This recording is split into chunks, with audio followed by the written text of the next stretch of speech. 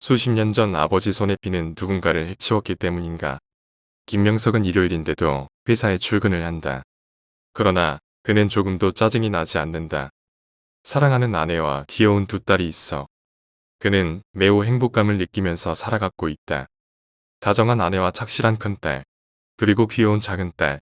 이 행복한 가정을 꾸리고 사는 그에게 더 이상의 욕심이 없어. 쉬는 날에 출근을 해도 즐거울 수밖에 없다. 김명석 씨.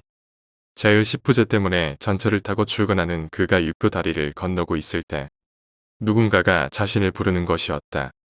뒤를 돌아본 그는 육교 다리 위에서 점을 보고 있는 하나의 아버지가 눈에 들어왔다. 저 아세요? 그럼 잘 알지. 처음 보는 할아버지가 자신을 어떻게 안다는 것인지 궁금증이 생겨 할아버지에게로 갔다. 자네의 이름뿐만 아니라 사는 곳, 아내와 두 딸이 있는 곳도. 어떻게?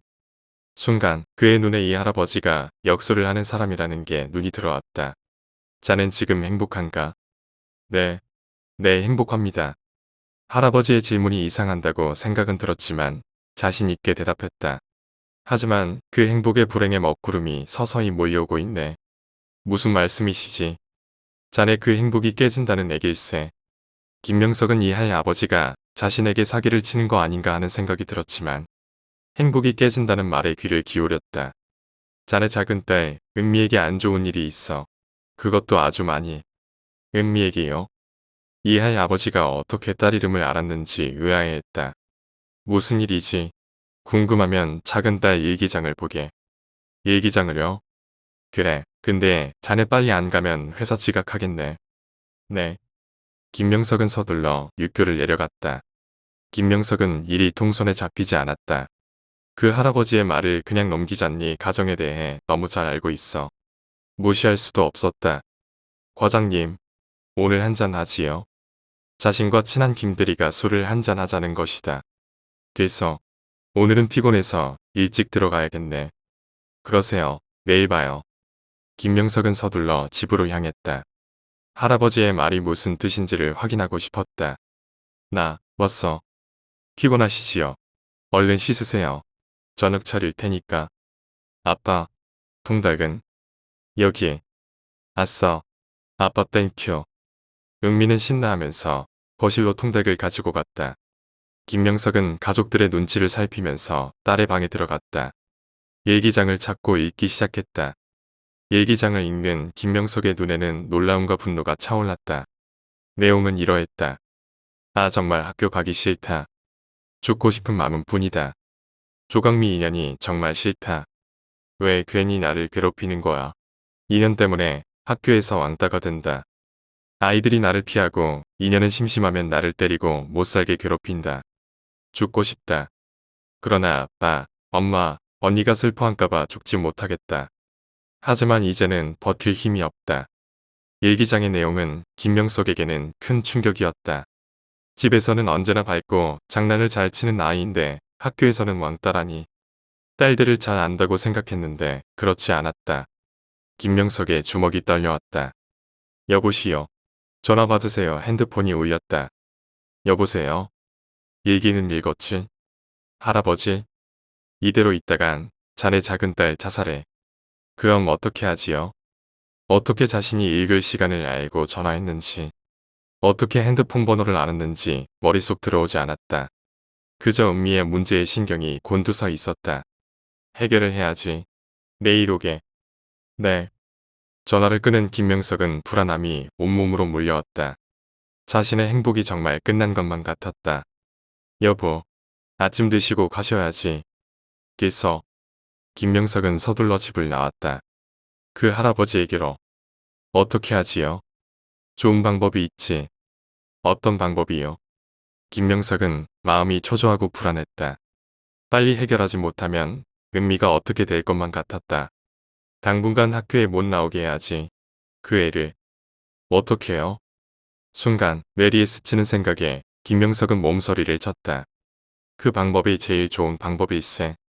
할아버지는 김명석의 생각을 읽은 듯 얘기했다. 하지만 너무 극단적인 방법이잖아요. 그래도 제일 좋은 방법 아닌가. 그리고 자네 딸이 당한 걸 생각해보게. 맞아. 내 딸을 괴롭힘 당한 걸 생각하자. 이걸 받게. 뭔가요? 그의 집 주소야. 거기 적힌 대로 하면 되네. 할아버지가 준 쪽지에는 집 주소뿐만 아니라 몇 시에 가면 되고 어디에서 기다리면 되는지 상세히 적혀 있었다. 그만 가보겠습니다. 잠깐만. 자네 오늘 사표 쓰게. 사표를요? 왜요? 자네 조만간 명퇴당해. 그래요? 그도 어느 정도 예상은 하고 있었다. 요즘 구조조정한다고 난리들이 아닌가. 그래 잘리기 전에 그만두자. 김 과장. 이게 뭔가. 사직서입니다. 부장님. 자네 알고 있었나? 예. 이렇게 해야 자존심 좀 살지요. 미안하네. 부장님이 왜요? 무능한 제 잘못이죠. 나중에 술이나 한잔하세. 집에서 쉬면서 자네가 하고 싶은 일을 찾아보게. 그럼 이만. 회사를 나오는 김명석의 발걸음 무겁지가 않았다. 회사를 그만둔 것보다 은미의 일이 더 중요하기 때문이었다. 그래 오늘 밤이야. 오늘 밤. 김명석의 눈에는 의지로 불타오르고 있었다. 여보, 이 밤에 어딜 가시려고요? 소주 한잔하고 올게. 그러세요. 회사에서 집으로 돌아온 그는 아내에게 회사를 그만둔 얘기를 했다. 아내 역시 예상하고 있던 일이라 담담하게 받아들였다. 밖으로 나온 그는 쪽지에 적힌 그곳으로 차를 몰았다. 조강미의 집을 찾은 그는 쪽지에 적힌 골목길에서 숨죽여 기다리고 있었다. 잠시 뒤 교복을 입은 여학생이 이쪽으로 걸어오고 있었다. 쪽지에 적힌 시간과 딱 맞아 떨어졌다. 할아버지의 예지력에 김명석은 놀라움을 금치 못했다. 필씨, 제가 조강미겠지. 하지만 확인은 하자. 너 조강미 맞지? 모퉁이를 돌아 골목길로 접어드는 그 애의 앞을 막으며 말했다. 그런데요. 아저씨 누구세요? 조강미 이 확인되자마자 김명석은 가지고 있던 쇠방망이로 얼굴 측면을 후려갈겼다. 갑작스러운 구타에 조강미는 쓰러지고 말았다. 조강미가 쓰러지자 그는 사정없이 여기저기를 쇠방망이로 때렸다. 아! 때리던 중 쇠방망이가 발목을 때려 발목이 부러지며 극심한 고통이 몰려와 조강미는 비명을 질렀다. 이만하면 되겠지. 김명석은 자신도 모르게 잔인한 미소를 띤 채 그 자리를 떠나 집으로 향했다. 집으로 돌아온 그는 자신이 그렇게 잔인할 수 있는지에 놀라고 죄책감이 들었지만 은미만을 생각하기로 했다. 이젠 우리 은미가 학교에서 잘 지내겠지. 여보, 정말 세상 무섭네요. 왜? 누구와 한참 통화를 하고는 김명석에게로 와 얘기를 했다. 글쎄, 반장엄마한테 전화 왔는데 우리 은미 네 반 애 한 명이 강도한테 맞았는데 심하게 다쳤대요. 이제 애들 밤에는 밖에 못 나가게 해야겠어요.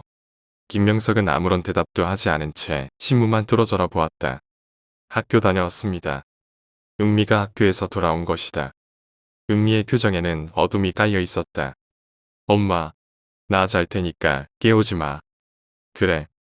그래 아무리 괴롭혔던 애라도 그렇게 다쳤으니 기분이 좋을 리 없겠지. 하지만 은미야, 이제부터 학교 생활 즐겁게 해라. 김명석은 아무도 들리지 않게 방으로 들어가는 딸을 보며 중얼거렸다. 여보시오. 전화 받으시오. 여보세요. 날쌔. 할아버지. 사건이 난 후 며칠이 지났지만 경찰은 단서조차 찾지 못해 안도의 한숨을 쉬고 있을 때 전화가 온 것이다. 지금 오게. 네. 김명석은 차를 몰고 할아버지에게로 향했다. 기분이 좀 찝찝하긴 하지만 어쨌든 감사합니다. 자네가 생각보다 일 처리를 잘하는군. 이제 편안하게 창업 준비를 해야겠네요. 아직 아니야. 불행의 그림자는 사라지지 않았어. 그게 무슨 말씀이세요? 자네 큰딸 은정이에게도 문제가 있어. 은정이가 얌전해서 그렇지. 학교 친구들도 많고 잘 지내고 있는데요. 일주일에 한두 번씩 친구들을 집으로 데려와 놀면서 얘기하는 것 들어보면 학교 생활 아주 잘하고 있다는 것 알 수 있었다.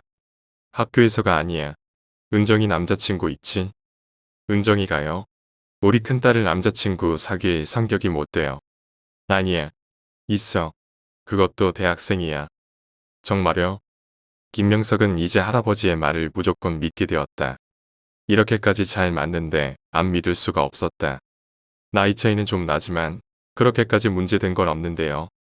김명석 그는 자식들의 마음을 이해하려고 무지 노력하는 사람이다. 그래서 대학생이랑 사귀다고 해도 무조건 반대할 생각을 없었다. 그놈이 자네 큰딸 순결을 뺏고 알몸 사진을 몰래 찍어 친구들이랑 돌려보는데도 뭐라고요? 김명석은 자신의 귀를 의심하지 않을 수 없었다. 너무나 큰 충격에 머릿속에 텅 빈 느낌이 들었다. 사실이라네. 김명석의 분노는 극에 달았다. 여기 그놈 사는 곳일세. 그놈 오피스텔에서 혼자 살아. 가만두지 않을 거야. 개새끼. 그런 놈은 이 세상의 암적 존재야. 그래, 그런 놈은 이 세상에 살 필요가 없어. 김명석은 무서운 계획을 머릿속에 떠올리고 있었다. 조심하게. 여보, 어디 다녀오세요? 그냥 조깅 좀 했어. 그는 침대에 누워 무언가를 떠올리려고 무지했었다. 한참을 생각하던 그는 마침내 한 가지 방법이 떠올랐다. 그래, 그 방법이 좋겠군. 김명석은 밤이 오기를 기다렸다. 시간이 흘러 그가 기다리던 밤이 찾아왔다. 그는 아내가 잠이 들자 옷을 갈아입고 밖으로 나왔다. 그는 차를 타고 서둘러 목적지로 향했다. 목적지에 도착한 그는 그놈이 사는 오피스텔로 걸어갔다. 사실 할아버지가 말한 게 사실인지를 확인해야 하지만 차마 딸에게 물어볼 수 없고 할아버지의 놀라운 능력을 본지라 믿기로 했다. 뭐야? 문이 열려있네. 그놈이 사는 집은 현관문이 열려 있어 쉽게 들어갈 수 있었다. 원룸이라서 그런지 그놈이 눈에 금방 띄었다. 술에 잔뜩 취한 채 잠을 자고 있었다. 김명석은 방은 여기저기 둘러보던 중 책상 위에 있는 사진이 눈에 들어왔다. 바로 은정이의 알몸 사진이 있었다. 김명석은 당장이라도 깨어두들겨 패고 싶었지만 애써 참으면 계획을 진행했다. 가지고 온 석유를 방 여기저기에 뿌려댔다. 석유 냄새가 방 안에 진동했다. 그리고 밧줄로 그놈 손과 발을 묶었다. 김명석은 그놈을 태워 죽일 작정이었다. 자신이 생각해도 너무 잔인하지만 절대로 곱게 죽이고 싶지 않았다. 죄값을 받게 된다면 얼마든지 받을 각오를 하고 온 것이다. 이 새끼, 술 얼마나 많이 마셨길래 안 일어나. 밧줄로 손과 발을 묶는 대로 잠에서 깨지 못하고 있었다. 테이프로 입을 막자 그제야 정신을 차리는 것이다. 그놈은 빠르게 상황을 파악했다. 두려움에 잔뜩 겁을 먹은 표정이었다. 내 놈의 죄값이야. 가지고 있던 은정이 사진에다가 라이터로 붙여 바닥으로 던졌다. 석유 때문인지 금세 방 안이 불에 붙고 매도가스로 가득 찼다. 잘 가라. 김명석은 오피스텔을 재빠르게 빠져나갔다. 피곤하네. 집에 도착한 김명석은 깊은 잠에 빠져들었다. 이걸로 끝일까? 며칠이 지나도록 할아버지에게서 연락이 없었다. 불행은 끝난 걸까? 확인해 봐야겠다. 김명석은 답답함을 참지 못하고 할아버지에게로 찾아갔다. 자네 왔나? 할아버님, 이제 끝인가요? 아니, 한 가지 문제가 더 남았어. 무슨 문제요? 바로 자네 와이프 문제야. 제 아내가 왜요? 자네 아내가 6개월 전에 사기당해 3억 날린 건 모르지? 3억이요? 김명석은 웬 뚱딴지 같은 소린가 했다. 어떤 놈이 자네 부인한테 좋은 땅 있다고 사기쳐서 3억 날려서 아내는 늘 좋은 땅을 사고 싶다고 말했다. 그래서 나중에는 그 땅에다가 집을 짓고 살고 싶다고 얘기하곤 했다. 경제권은 자네 와이프한테 있지. 네. 그놈은 지금 대구에 있어. 여기 주소. 돈을 받아와야 하겠지요. 당연하지. 자네 부인은 그것 때문에 남모른 게 소갈이를 하고 있어. 자네한테 미안해 얘기를 못하고 있어. 지금 가지요. 그는 차를 몰아 대전으로 향했다. 여보, 나 명훈이 좀 보고 올게. 그러세요. 김명석은 언제나 자신의 뜻에 따라주는 아내가 고마웠다. 비록 3억을 날렸다고 해도 상관이 없었다. 그는 가족보다 소중한 것은 없다고 생각하는 사람이었다. 어느새 대구에 도착해 양희연의 집을 찾고 있었다. 저기군. 집은 금방 찾을 수 있었지만 문제는 어떻게 돈을 받아내야 하는 문제였다. 무조건 돈을 달라고 할 수도 없는 노릇이었다. 여보시오.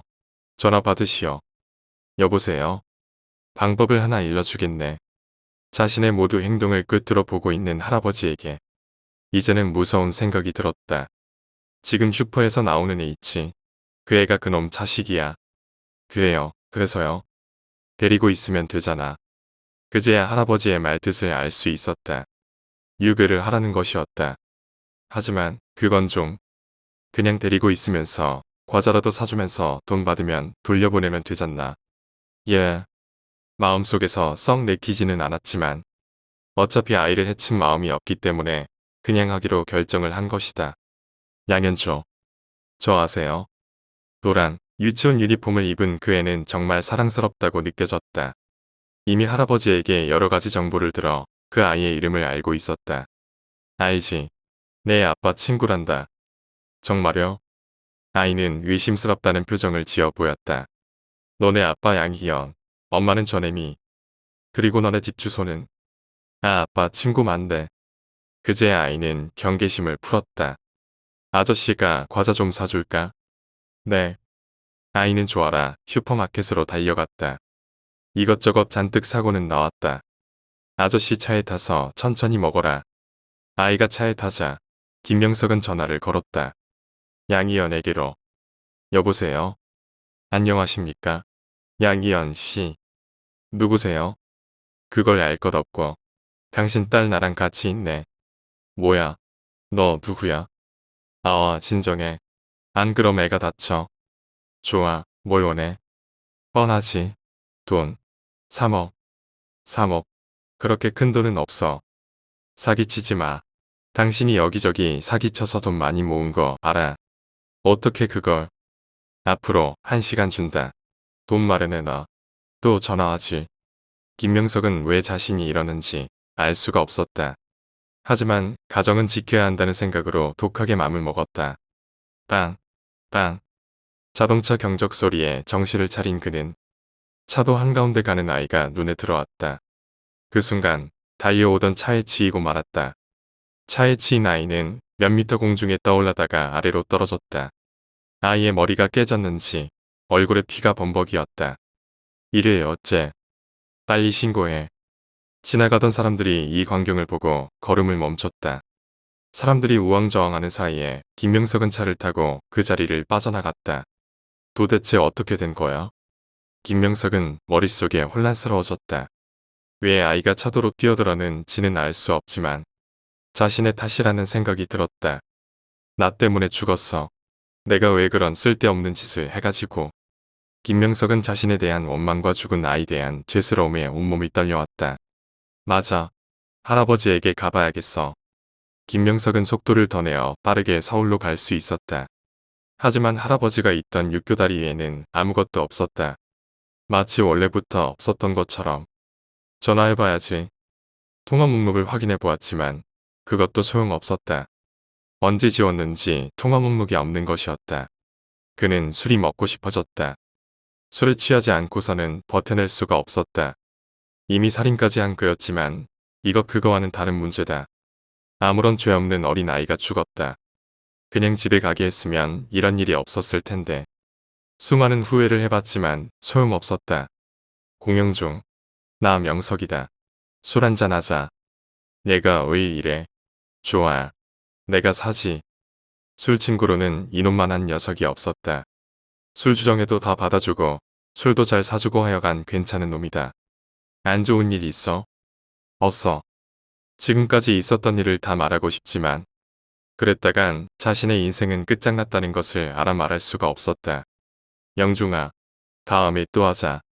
그래, 잘 가라. 딩동. 누구세요? 아빠다. 지금 오세요. 응. 은미는 방에서 울고 있어요. 정말로 방에서 우는 소리가 들렸다. 무슨 일인데? 얼마 전에 강도한테 맞은 강미라는 애가 병원 옥상에서 투신 자살했대요. 오늘 투신 자살이라니.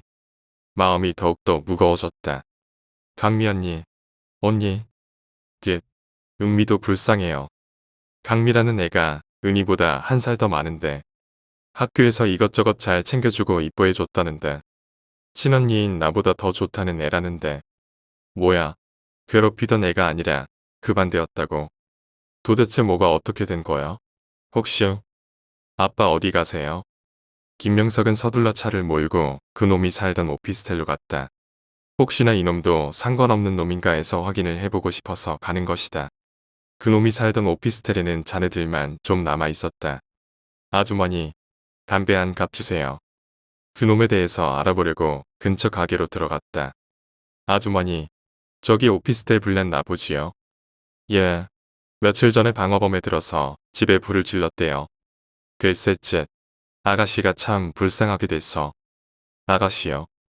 아가씨 혼자 살았는데 대학교 다닌다고 서울에 올라온 건데 안 됐어. 내가 죽인 게 남자가 아니라 여자였다고. 말도 안 돼. 말도 안 돼. 김명석은 차에 타서 음악을 최대로 튼 채 비명 섞인 울음을 터뜨렸다.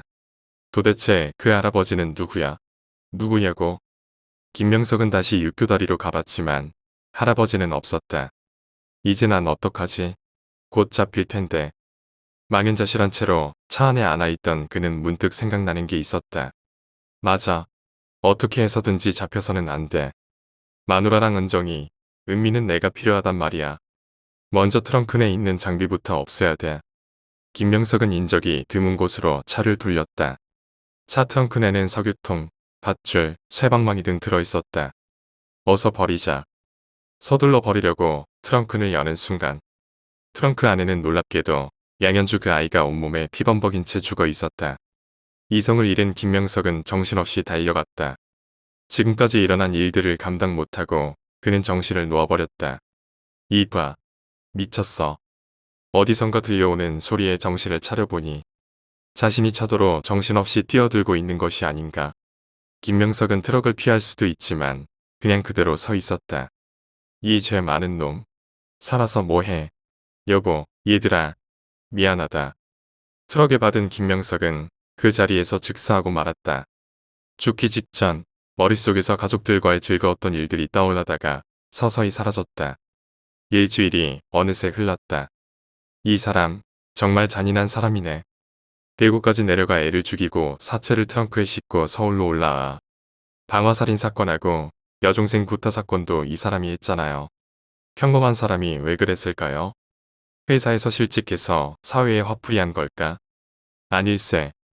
반장님, 반장님은 좀 아세요? 15년 전에도 이와 똑같은 사건이 있었지. 용인에서 끝내 용의자도 자살했고 살인 동기나 자살 동기 아무것도 알아내지 못했지.